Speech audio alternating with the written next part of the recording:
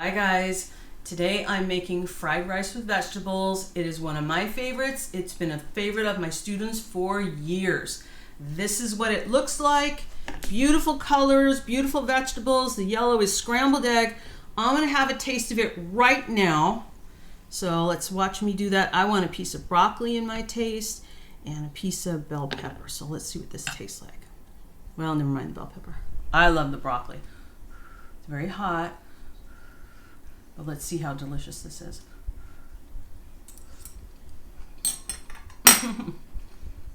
Mmm. Oh my God. This is so good. You have to make this at home. So delicious. Not too hard. Let me show you how to do it.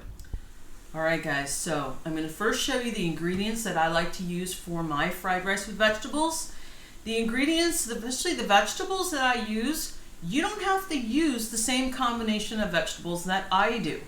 They're what I like, and there are different colors. I like my food to be nice and colorful. And another thing, whatever vegetables you're going to use, you want to wash them first before you start prepping them out. Okay, so the first thing we're going to start with is, I like to use a carrot, 2 green onions, although you could use any kind of onions.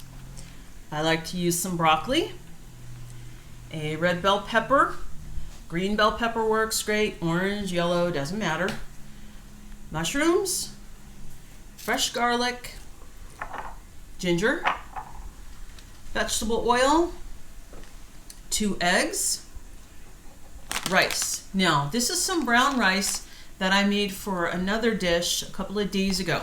The rice that you use for fried rice with vegetable needs to be cooked and it needs to be cold. It should be at least a day old, or maybe make it in the morning, keep it in the fridge, use it that night. But it's got to be cooked and it should be cold. It should not be freshly made. All right, we also got soy sauce, and always these guys, salt and pepper. Okay.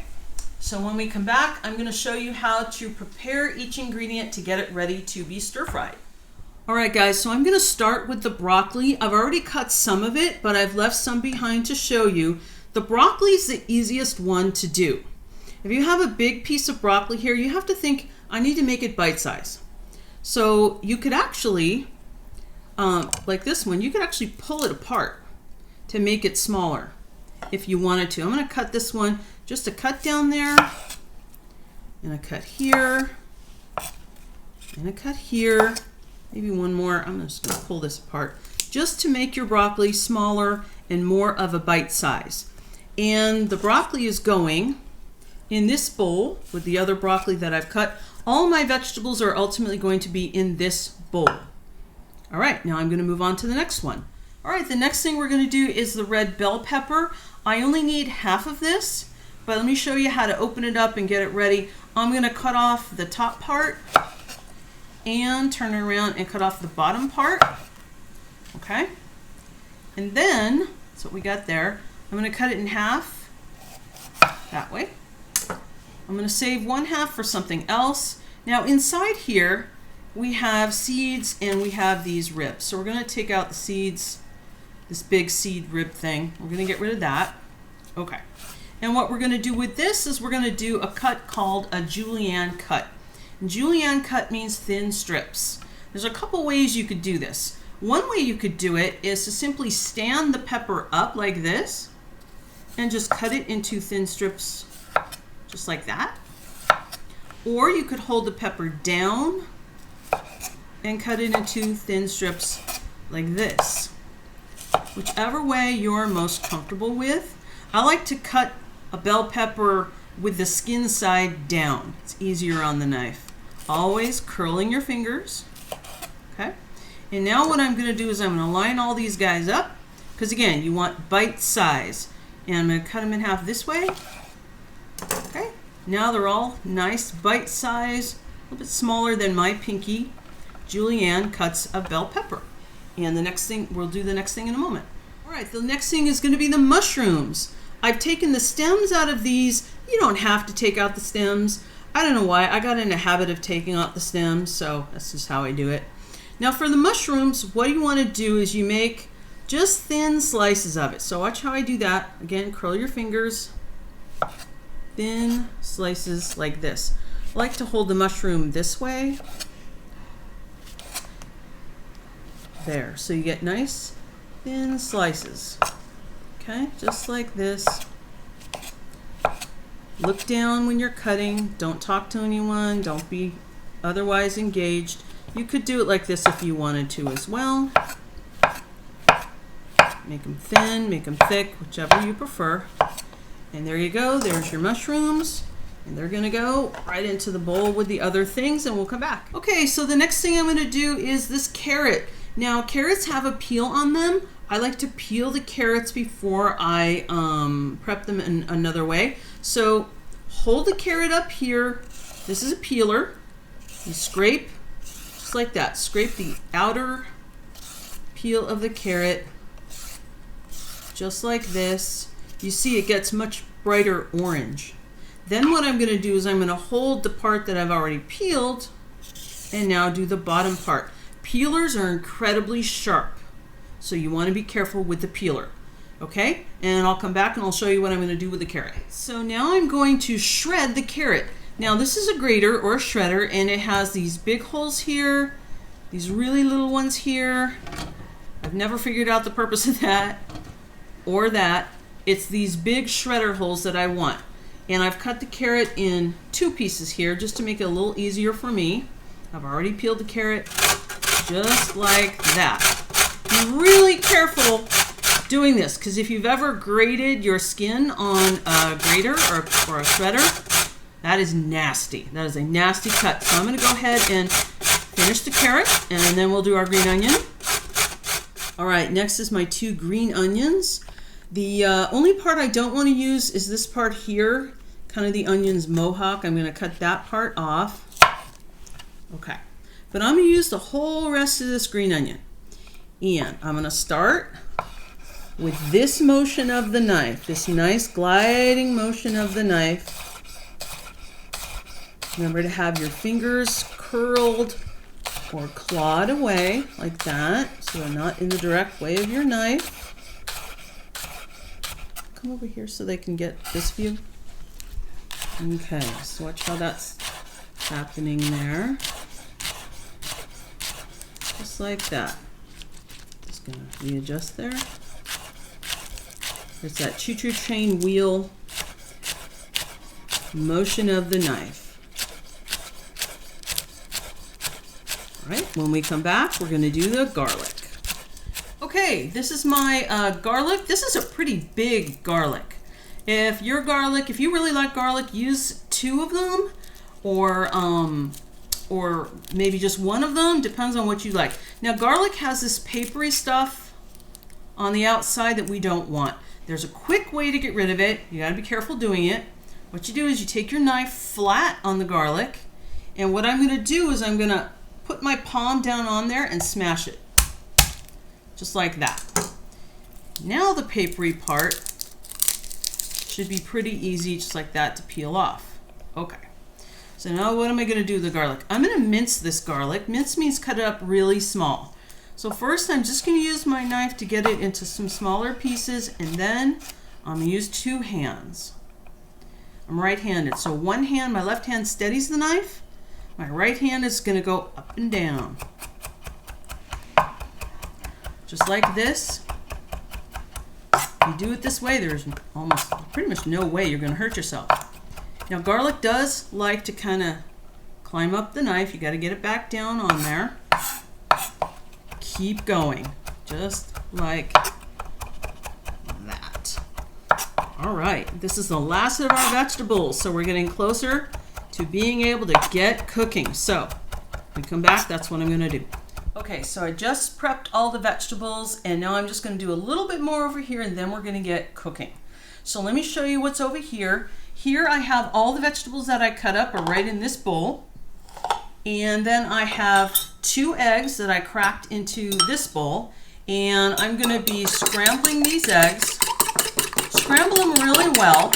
Okay, I'm not going to finish that, but later on I'll scramble them more. Now this is my rice, my cold cooked rice that's in here. This happens to be brown rice, but you could use white rice, of course. And I forgot to mention, the soy sauce that I use is low sodium soy sauce. So it has less salt. That's what I'm going to be using here. So if you have regular soy sauce, you might not need to add additional salt. Okay, so my soy sauce is going to go right into the rice since they go in at the same time. And oh, I'm looking at my ginger here. So here's my 1/4 teaspoon of ginger, and it's going to go right in with the vegetables. All right, next thing I'm going to do is I'm going to be heating up the oil in the wok, and then we're going to get cooking, and everything's going to happen fast. Okay. All right, so I've already put my oil in here, 2 tablespoons, that's the big guy, 2 tablespoons of oil in here, and I'll show you the heat. The heat is up real high heat, that's what we want. And before you put the vegetables in, you want to make sure the oil is actually hot enough, okay? The safe way to do that is to put a little bit of vegetable in there. Drop it in, and if you get a nice big sizzle, you're good to go. That's a good sign. So I'm going to carefully put the rest of the veggies in there. You're going to hear a lot of noise, and that is okay. This is called sautéing, and this step is to get the vegetables cooked so that they're not raw anymore. So I'm going to be doing this for about probably 3 or 4 minutes. So we'll come back and my vegetables will be nice and sauteed. Then we're going to add our rice and soy sauce.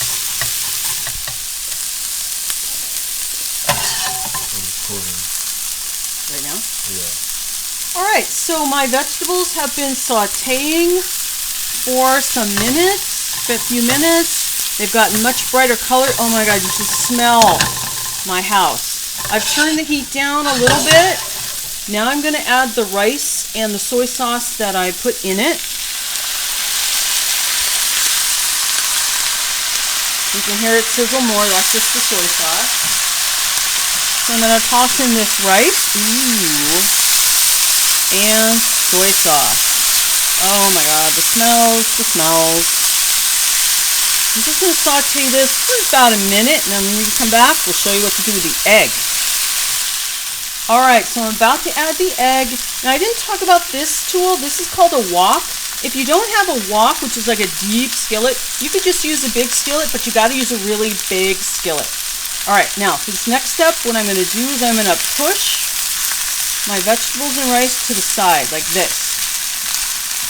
Okay, now I'm going to add the eggs right here. Okay, and basically they're just going to be made like scrambled eggs, just like I did with the migas. I'm just going to do this like scrambled eggs. I'm going to give them a chance to kind of solidify a little bit. You can see a lighter color here. That means the eggs are starting to cook. This is where having a non-stick skillet is really, really nice. So move that egg around. You can see the egg starting to congeal, starting to become solid. That's what we want. It's okay if a little bit of the veggies get in there. Doesn't matter, because it's all going to get mixed up anyway. Alright. Look at that. We're getting some nice scrambled egg here. So this is some protein. If you had some already cooked other protein, like some cooked chicken, some cooked pork, some cooked beef, shrimp would also go well in here. Definitely add it in there. Why not? I think it'd be delicious. Okay, it looks like my egg is basically cooked. So now I'm just going to mix everything together. Ooh, it looks like I got some caramelization. Oh, on my broccoli, which is always wonderful. Turn my heat down. Beautiful. So you still see nice chunks of egg there.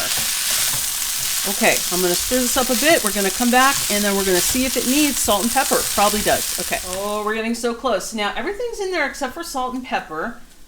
So I'm going to do my all-important tasting step. You have to taste it to see if it needs salt and pepper. It's really good. Need some salt and pepper. I'm going to put in about half of that half teaspoon of salt. And lots of pepper. Pepper's really, really good. Don't be afraid of pepper, guys. Fresh ground pepper. Okay. We're going to mix this up a bit. I'm going to turn the heat off since we're done cooking. Mix in that salt. Always taste before you add salt, because sometimes it doesn't need it. All right. Let me try another taste. Here we go. And remember, it's hot, so blow on it. Be careful. Oh yeah.